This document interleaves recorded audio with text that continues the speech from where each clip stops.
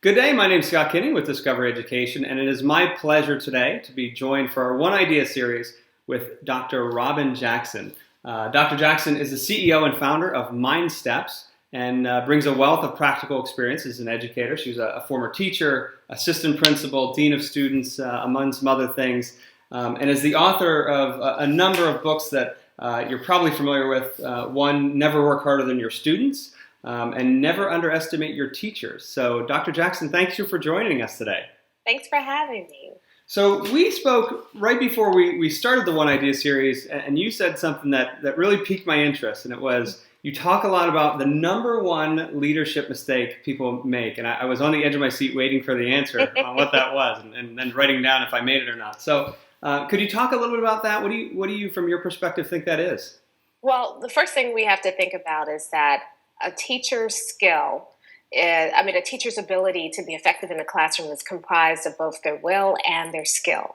And the number one leadership mistake that we tend to make is that we treat a skill problem with a will solution, or we treat a will problem with a skill solution. So let me tell you a little bit about what I mean by that. Let's say a teacher is really struggling in the classroom. Classroom management may be an issue.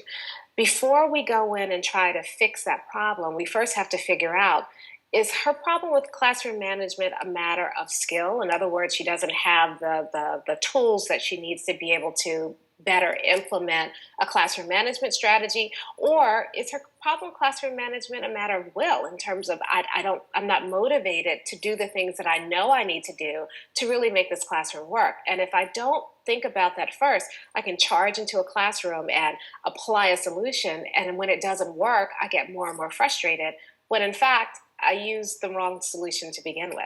Is one harder to coach? It seems to me that will would be harder to achieve a solution for than maybe skill would be. Yeah, the skill solutions are fairly easy. I go in, I diagnose a problem, I give you a skill solution, and bing, your teaching is better. Will is harder in many ways because as school leaders, we're not trained on how to address will. We don't have a language for understanding what's going on. We don't have a lexicon to kind of be able to quickly diagnose why a teacher's having a will problem or what will solution is the right solution. Well, whose role is that? I mean, from your perspective in a leadership role, is that the principal? Is that the superintendent? I mean, where does that kind of fall within an organization?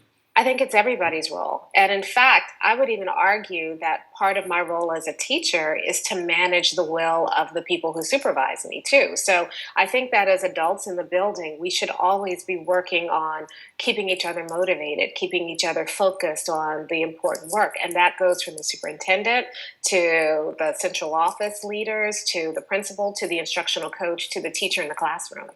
Do you think students have a sense of the difference between skill and will as well? I mean, when they're sitting there in a classroom?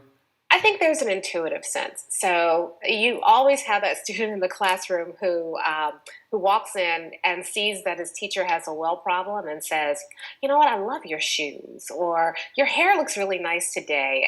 So I think that some human beings have this intuitive sense. They know when they're dealing with a will issue or a skill issue.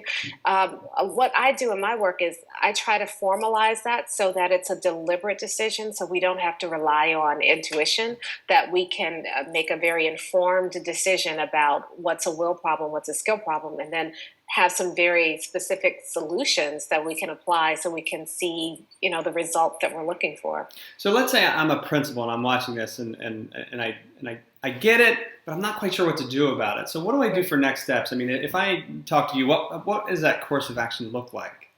So let me talk more about the will side, because I think the skill side is, we spend a lot of time talking about the skill side. But if I were looking for a quick step, I would say that there are basically, every human being has 4 basic will drivers. And this comes from a lot of research on motivation. And those 4 will drivers are autonomy, mastery, purpose, and belonging. So as a first next step, just understanding that everybody is driven by all 4 is really important. And the second thing is that everybody has a dominant will driver. So even though I might need mastery, autonomy, purpose, and belonging, there's one that's a primary will driver. And so as a shortcut, if you find out what a person's primary will driver is, and then you start feeding that will driver, you see an immediate shift in motivation.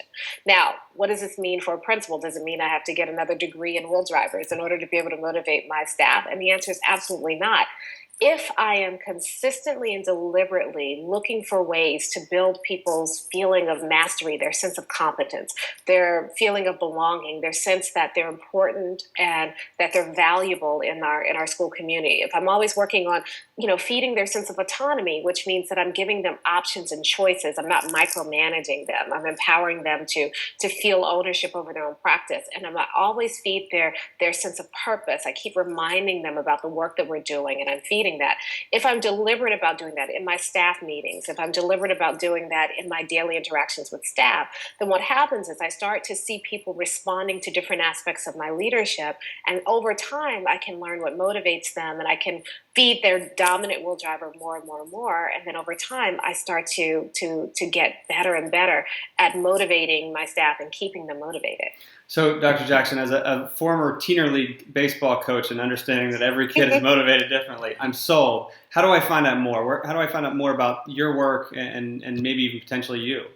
So, first place is to go to our website, www.mindstepsinc.com. So mindstepsinc.com. And then I spell this out in a lot of detail in the book, Never Underestimate Your Teachers. We divide the book. The first half is all about skill, understanding skill, and then skill solutions for dealing with skill problems. The second half is understanding and identifying will problems, and then specific solutions for addressing those will problems with your staff. That's great. And I find that book you can find it at mindstepsinc.com, but it's also published by ASCD. So if you're an ASCD member, certainly check it out on the ASCD website as well. That's great. And you can also find it in Amazon and Barnes & Noble and your local bookstore anyway. That's great. Well, thank you so much for your time. Incredibly helpful information. I think intuitively we know that's the direction we need to go, but how do we get there? I think is a big question. So Dr. Robyn Jackson, founder, CEO of Mindsteps, thanks so much for your time today. Thank you. Take care. Bye-bye.